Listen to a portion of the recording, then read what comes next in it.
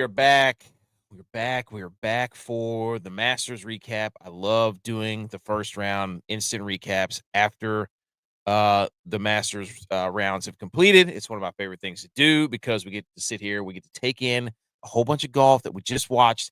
The course was immaculate. The weather was immaculate. The patrons were going nuts.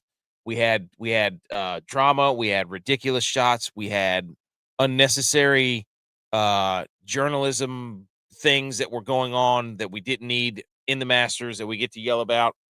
So there's plenty to talk about. Rory McIlroy is back. Is he better that he doesn't have the pressure? Nobody really knows. But Rory McIlroy leading the Masters yet again definitely makes you ask the question, why doesn't everybody just dominate the par fives like he does? Because we're going to look at that here in a minute. And it's going to show you what him and Sam Burns did. And it's pretty simple after that. So what we're going to do, we're just going to go through. I wrote down, as I often do when I'm writing and we're talking about sports and instant recaps, I have a notepad. Sometimes it's a sheet of paper. Sometimes it's an elaborate notepad that my mom got me. Just depends on where I'm at and what I'm doing.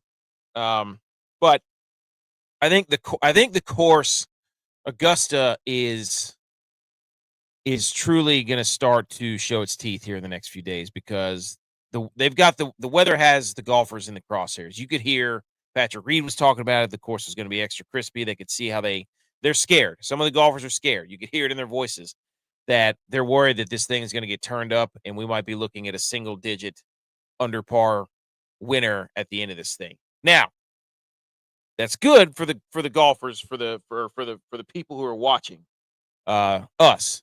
But I don't know how you watched the Masters today, but sometimes you have it on the background whenever you're at work or whatever. You have it, people are trying to squeeze in, watch it with you, so on and so forth. I think my biggest gripe that I have is that we have to switch between 3 different freaking apps. And I'm not saying that as like old guy yelling at the cloud, but I'm saying that as I just don't enjoy like having to shut down an app after I get used to using it, and then I have to open another app. So you have to go from Masters app, then to the Amazon Prime app, and then to the ESPN app. If you're not at home sitting on, if you're an idiot like me and you didn't ask off for work and you couldn't just sit on your couch and watch it. But I just have a gripe with that. That's the only thing I'm going to talk about. So let's go over kind of some headlines here. And I got another gripe too about the whole way the ESPN is doing this production thing. So we're going to spend about 20, 30 minutes here. Let's ingest the Masters together, because I don't know how many times I said I love the Masters today, like just throughout work, and somebody would be talking to me. I'd be like, I just out of nowhere, I'd just be like, I love the Masters so much. And they'd be like, why? And I was like, I don't know. I mean, I got my Masters green jacket on right now. Look at these banners here. What's going on here? We got somebody hack our stuff where we don't have the lime green highlights and that sort of thing. There it is. What happened there? Yeah, what happened to our colors, guys? There we go. And then let's show the head. There we go. Now we're back to normal. Holy smokes. Okay. So there were only I think this is let's not talk about live. The first one I wanted to look at was there were 16 rounds under par on Thursday, the fewest in an opening round over the last 5 Masters. And I'm telling you right now, when you're standing there and you're watching hole number 15, the par 5, and you got people, I mean, that they showed that hole from behind. I think Gary Woodland was hitting into it. Shout out Gary Woodland. Awesome. We're going to go through the leaderboard and kind of touch on some of these guys. But you could see that the balls just were not sticking. And that green on 15, it looks just like a hill. The green does. I mean, you've got to land it in the exact spot. And it's hilarious because Adam Scott, he was on 15, he was 1 under, and he landed it short. And sure enough, 10 cup that thing right into the pond, baby. And then Gary Woodland, not Gary Woodland, I don't know who it was, but went long and over the backside. So it's just there's only like 1 or 2 spots you can land it. It's incredible. That's what makes this course so great. So 16 rounds were under par on Thursday, fewest in the opening round over the last 5 Masters. Another fun stat from Nuclear Golf here. In 17 of the last 20 Masters, the eventual winner has been in the top 10 after round 1. Okay? If that holds this year, the 2026 champ will be one of the following.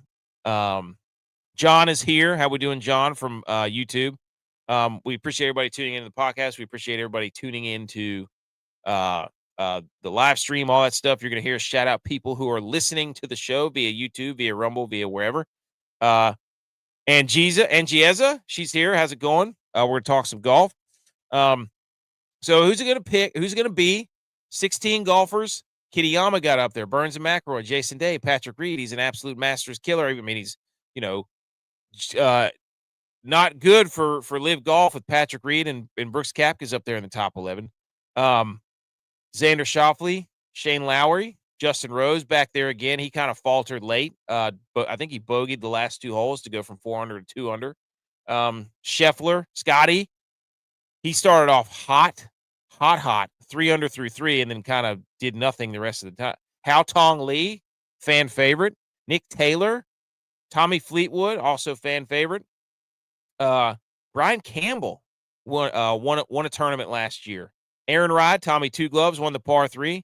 Jacob Bridgman, Clemson product, and then Gary Woodland. God, any one of these people winning this Masters, I would be completely fine with. Gary Woodland winning this thing would send me into absolute. I want that guy to win everything. I want him to win it all. What a gritty round he had. I thought he was going to get hot there, but he had to battle the last 7 or 8 holes. Gary Woodland did. So that's if history repeats. I think it was Tiger and Rory that were the only ones that were outside the top 10 that came back to win the Masters. So, Kitayama's kind of an outlier up there, but we talked about it with Spencer last night. We could easily see somebody like him. And Nikila's here. How you doing, Nikila?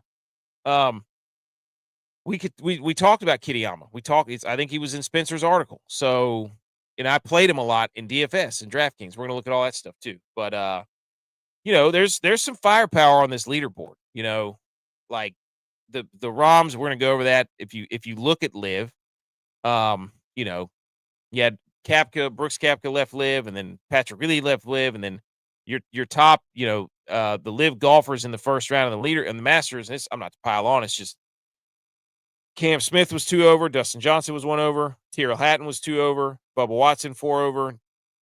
Bryson was 4 over with his made up 5 iron or whatever.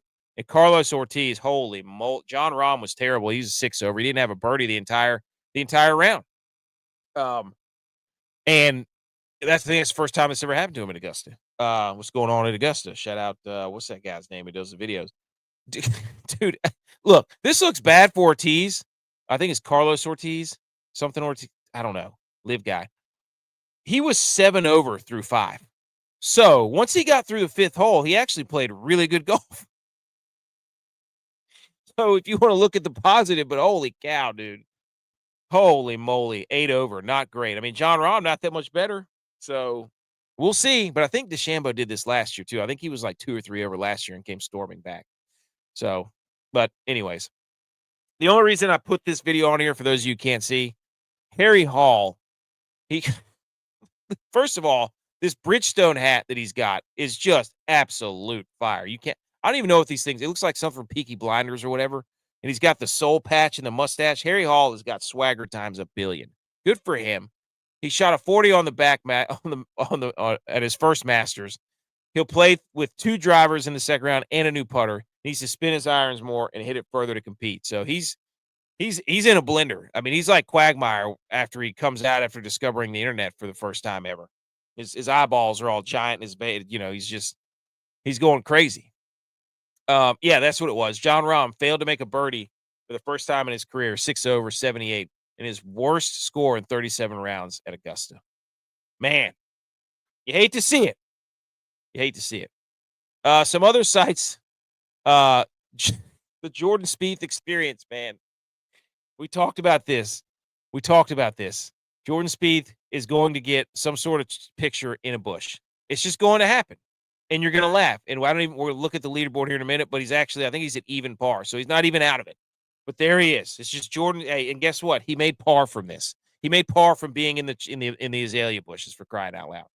But it's just life, death, taxes, and Jordan Spieth being in some sort of shrubbery on a golf course before he hits a shot.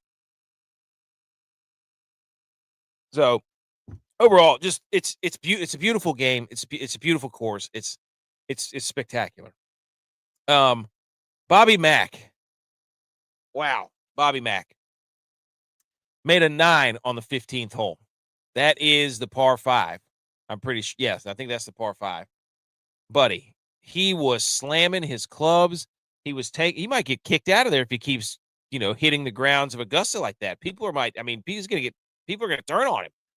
He just was not good. He just fell apart late there, and he couldn't get anything going, and then he was slamming his clubs, and he flicked off the 15th hole. Tyrrell Hatton was yelling at the hole too. He dropped an F-bomb at one of the holes, so, it'll do that to you. And there's Spieth again. He made a par. He's he's in the trees. He chips it out for his second shot, lands it on the green, makes the putt off the green. Good for him. So there you go. Those are some of the sites. Some other things I wrote down. Fitzpatrick. Let's get the leaderboard pulled up here. Here we go. There's your leaderboard. Fitzpatrick, I think he finished at 1 over or even or something. Where's he at? Fitzpatrick, come on. Let's see. Andrew Novak, shout out. What's up? Our guy. Matt Fitzpatrick. There we go. He was 2 over for the day, so he's tied for 40th. He's in the cut. He is I think he was the highest owned DFS play in the Millie Maker. So that means people were betting on him a lot, and Bryson. And Fitzpatrick was 2 over, but he gets out there and he is in the absolute trash off a T1. Hits his driver right in the schmutz. And it's just like, oh, there goes everybody's lineups. There goes everybody's bets. Matt Fitzpatrick, just when you think you can trust him, nope, he's going to absolutely hosel rocket one into the patrons, and we're off and running. I wrote down, I love number 2, the par 5. I just think it's an awesome hole. I think aesthetically, it's just a fun hole. Hold on. What did I just do? But yeah, I love hole number 2. I'm trying to figure out why I even wrote that down. But the other thing I wrote down was I wrote down Marty, Kevin Hart, Travis Kelce. That I have a take about ESPN having the Masters. Like, they do a great job with production, but the issue with the ESPN having, hole number 2 is Pink Dogwood. It's spectacular. I just love that hole. It's a dog leg left, and it's just so much fun to watch them play. But anyways, the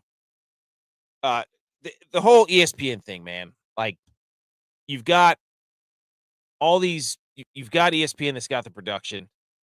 Scott Van Pelt does a great job. The issue with ESPN having the production is that they then get to assume that we want to see everybody they're going to show us, right?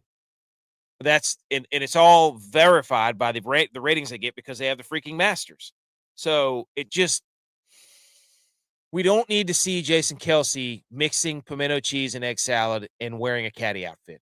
And it's not Jason Kelce's fault. Like, it's not his fault. Like, he seems like a genuine dude, a good dude, family guy, whatever. But the fact that they just keep throwing him into everything just because everybody thinks he's, he thinks he's hilarious. Oh, wow, look at crazy Jason Kelce. He's eating pimento cheese and egg salad. Who would have thought of that? Oh, no, he hit it way over the hole. Oh, wow, crazy. He's wearing a pimento cheese hat. He's wearing a caddy outfit. Like, it's so predictable, the humor. But the issue is they think that the people at ESPN think that they're doing right by us by having Kevin Hart out there, by having Jason Kelce, by having The Miz come out in an all-white suit. Like, and the reality is that people that are watching the Masters, we don't need that. That's where ESPN's missing the mark. We don't need all that. It's the Masters. You don't have to jam everybody in there that you think is going to be funny or entertaining. Like, this is not a it's basically a marketing campaign for ESPN to plug all their other personalities, right? They got Laura Rutledge out there now. They got, I mean, they put Saquon Barkley out there. Like, they're taking this chance to like make it a fashion runway show for all their other pieces. And it's like and then they've got this one guy, I don't know, Wright Smith or Wright, whatever his name is. I don't know. He does every time you go to a commercial. Uh, is this the guy? Is he ESPN Wright Smith? I don't Wright somebody. What's his name? Right? What's ESPN analyst? Wright Thompson? I don't know. No, that's not him. It's Wright I don't know. It's Wright somebody. And the guy, it's just every time you go to a commercial, it's like you come back and he's trying to make you cry. It's like, I don't need to sit through 17 different poems that this Wright, whatever his name guy has written. This is going to drive me up the wall. Wright Thompson. Is that his name? Is that him? Maybe it is Wright Thompson.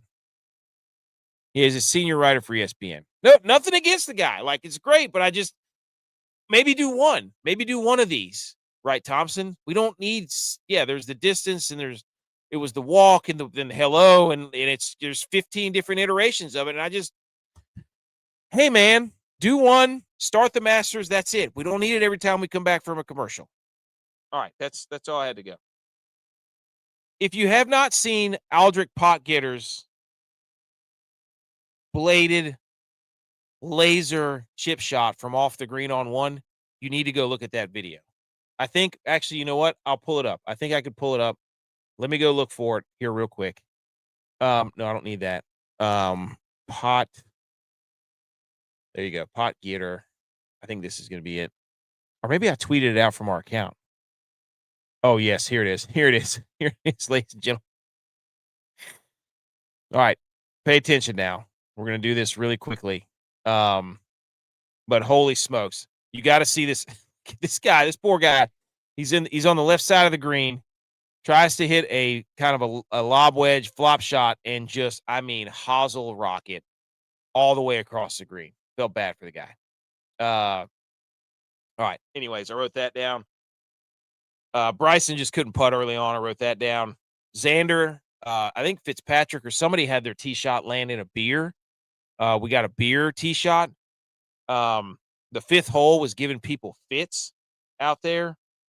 And then we had Xander, who also got one of his tee shots stuck under a bag. So we had all that. I mean, there's plenty to talk about. Like I said, it's beautiful. So the leaderboard looks like this. Sam Burns, I mean, we're looking, okay, he's 5 under 67, best he's ever shot in a major. Good for him, right? How did he do it? Well, ladies and gentlemen, how did he do it? Well, let's look at number 2, the par 5, he eagled. He, number 8, the par 5, he birdied. Number 13, the par 5, he birdied. Number 15, the par 5, he birdied. And 12 is just an awesome hole. I love the gallery behind 12. It's phenomenal. It goes over the creek, and the green's like 5 feet wide and like 70 feet long, and nobody's made a hole in one there since like 1970 or something, whatever it is. But Sam Burns, eagle on the par 5, birdie on the par 5 8, birdie on the par 5 13th, birdie on the par 5 15th. Well, that's odd. Look at that. Huh. Interesting. Wouldn't you say? Who else is tied for the lead? Oh, I don't know. Rory McIlroy? What did he do on the par 5s? Huh. Here's a par 5, number 2. Oh, he birdied it. Here's a par 5, number 8. Oh, he birdied that one too. Here's a par 5, number 13. He birdied that one too. At number 15, he birdied that one too. Did we not spend, I don't know how many minutes talking about what you have to do on this course is dominate the par 5s. There you go, ladies and gentlemen. And that's how they're doing it. Patrick Reed, I think he eagled one of the par 5s. We'll take a look at Kitayama too. Some of these guys that are way up there and really doing well. Yeah. Patrick Reed eagled both the par fives on the front nine. Forgot about that.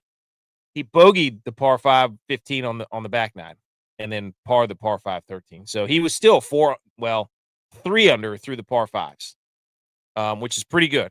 He does that every day. He's going to average a 12 under the par fives, and that's what you usually have to do to win this thing. Kitayama, 2 eagles on the 2 par fives. What an absolute freak show. Kitayama, what do you do? Birdie the par 5 2. Par the par 5 8. Birdie the par 5 15. Birdie the par 5 13. So all these people that, I mean, there's a theme here. So when we're looking tomorrow, who you want to bet or who you want to look at or whatever, whoever's playing par fives well, that's what you want to look at. So shout out Kitayama.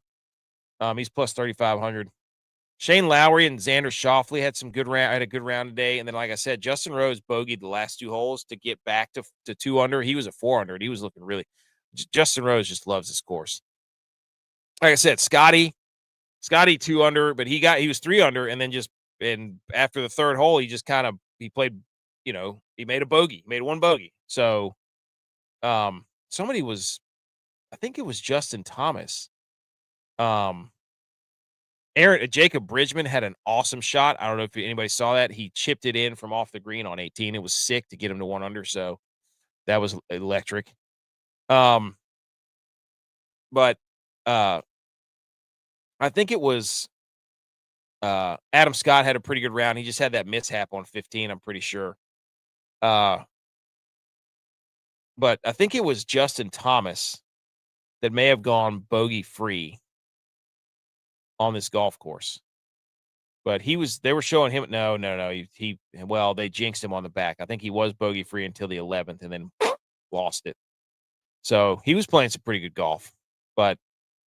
And Brooks Koepka was playing some pretty good golf. Cam Young was a wild scorecard. I think at one point he was like 5 over. He was 4 over. Wait, where'd he go? Yeah, there you go. He bogeyed the first, bogeyed 5, bogeyed 6, bogeyed 7. So he's 4 over going into the back 9.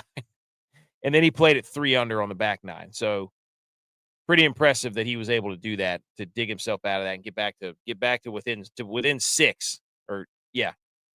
So Cam Young had a wild round. And then you got Jose Maria Olazabal, who was leading the damn thing. I think he was like 3 under at one point, and then just completely fell apart there at the end. And there was another guy by the name of Freddie Couples who and Ludwig Oberg has been, he will just blow up on a hole. That's what he'll do. He'll just blow up on a hole, and then he'll be going along playing like this guy's the greatest golfer ever, smoothest swing, so on and so forth, and then the bottom falls out for Ludwig Oberg. Corey Connors had a sick shot too, a sick flop shot dunk. I don't remember what hole it was, but it was pretty filthy. And then I just wanted to highlight one more scorecard before we move on to Minwoo Lee was another one that people were really all over for this tournament. And he just was not very good. He made a birdie on 12, and that was it to get him back to 3. And so I don't know. He just didn't play well. Brian Harmon, we talked about him, how he just can't do it. Davis Riley and Aldrich Potgieter, the guy who bladed his first. You should have known that Aldrich Potgieter was in trouble after he bladed that wedge across the green on number 1. But let's take a look at Fred Couples, because the legend of Fred Couples, he made the cut last year as the oldest player to do it. And then this year he was riding along at 2 under, and then it all fell apart. He got to 15, the par 5 at 2 under, and he made a 9 on that par 5 15. Then he doubled 16, the par 3, and then he doubled 17, 18. And then he parred number 18. So he finished 6 over, but he played the last 4 holes. 4, 6, 8 over the last 4 holes. Not great. So that's where we're at as far as round one, the leaderboard kind of standouts. Um, and like I said, this is a fun leaderboard. If it is going to be these guys who are the 16 who are under par, that'll be still pretty fun. Let's check in on our picks and that sort of thing that we gave out with Spencer the other day. So we did the class clown superlative. That was Max Homa and Hao Tong Lee. I'm pretty sure Max Homa is not doing too bad. I think he's having a pretty decent. I can't remember where he's at as far as. But we picked them as kind of like, dudes who are funny that, you know, they've got a good reputation on the tour. Yeah, Max Homa's at even. So dude's playing pretty good now. And then Hao Tong Lee's at 1 under. So in our faces. Best dress, Victor Hovland had on some sort of Minecraft design on his shirt today. It was phenomenal. Jason Day had on, I don't know, he's wearing like one of those pants they call I can't remember what they're called. But he looked like he was wearing pants that you would wear to the beach. It was phenomenal. Most talkative was Tyrrell Hatton. Yes, Tyrrell Hatton cussed out a flag stick. So boom, we nailed that one. Jordan Spieth, most talkative, yeah, from Spence. Yep, he was in there talking to the trees. That's what he does. Most likely to succeed, Gary Woodland. Let's go, 1 under, and Scotty Scheffler 2 under. So life of the party, Andrew Novak. I think he's at 3 over. Minwoo Lee, yikes, 6 over. Most likely to meme. I didn't see any Patrick Cantlay memeable moments out there. I would say the most memeable was Jordan Spieth. We should have put Jordan Spieth. That was an easy answer. And he said DeChambeau. Yeah, DeChambeau with his 3D printed iron. Yeah. So, maxing or mogging for the Masters for your DraftKings DFS. Young and Shoffley, we'll take it. We said yes. We would love to play them. And then I said, why don't you play some Fitzpatrick and McIntyre? That was a terrible idea. And then I said, why don't you play some Bridgman and some Knapp? Both good. And then I said, come on down and play English and Woodland. Wouldn't you know? They're having a pretty good round. And then who else are we going to play? Michael Kim, who's 3 over, not too shabby. And then, Kurt Kitayama. Did we tell you to play him? Yep. He's 3 under in second place. How about it? And then 6,400 and below, we told you to play Davis Riley and Andrew Novak. Novak's at 3 under or 3 over. Riley's at like 10 over. So those were Riley. I'll take Novak as a win because that's for his first time playing. Davis Riley's 10 over. He's like second to last. But Novak being 3 over is pretty good for his first time. He's got a good chance. He's inside the cut line right now, so that's a big deal. So if you're at 3 under or 3 over, you're inside the cut line. We take that as a win around here. Mike Kim also, I'm pretty sure outside of McIntyre, 1, 2, 3, 4, 5, 6, 7, 8, 9, 10 out of 12 golfers we gave you to play are in cut position. And Kitayama is a steal of the draft right now. And then the people we told you to avoid was McIlroy, which, hey, egg on our face, right? He's leading the damn tournament. You love when it works out like that. Morikawa, he's at 2 over, but he just feels like he's going to implode tomorrow because of his back and his injury. Spieth and Thomas, they're actually doing good. Told you to avoid him. They're shoving it right up our hoops. Patrick Cantlay and Ben Griffin. Where are those guys? I didn't know where I didn't see Patrick Cantlay or Ben Griffin there's Ben Griffin at even. There you go. Nice job, Ben Griffin. Way to go, dude. Cantlay, I'm not really sure. I didn't see him. Let me scroll through here. He's at 5 over. So yes, there you go. Boom. Wyndham Clark, Dustin Johnson. I think Dustin Johnson's actually a 1 over, maybe. Yeah. Wyndham Clark. Not entirely sure where. Oh, he's at even. So in my face. Whoops. Harmon, done. Valimaki. Harmon was at like 7 or 8 over, and Valimaki, I don't think was too far behind him. Yeah, he's at 8 over. Harmon's at 7 over. So yeah, get out of here. Don't play those guys. And then that was pretty much it. So there we go. That's pretty good for the maxing masters and the mogging masters. Well, mogging we got freaking shat on, but that's okay. But yeah, that's round 1. That's all we got for tonight, ladies and gentlemen. I love this tournament so much. It's incredible. It's the best. It's, Um, I just I watch it basically at the gym. I was watching it. I just everywhere I go, I've got it on, whether it's on my phone or in the background. Something about the Scott Van Pelt and people narrating and all that stuff. So, all right, ladies and gentlemen, that's been round one recap.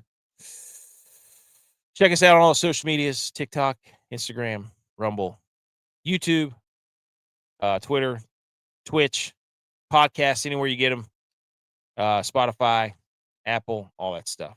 We appreciate everybody who listens, everybody who tunes in, everybody who chimes in, takes a chance to listen to us. We appreciate it. We'll be back, I think, tomorrow night. Do another recap after round two, after the cut has been set. That's always a fun one to do. Uh,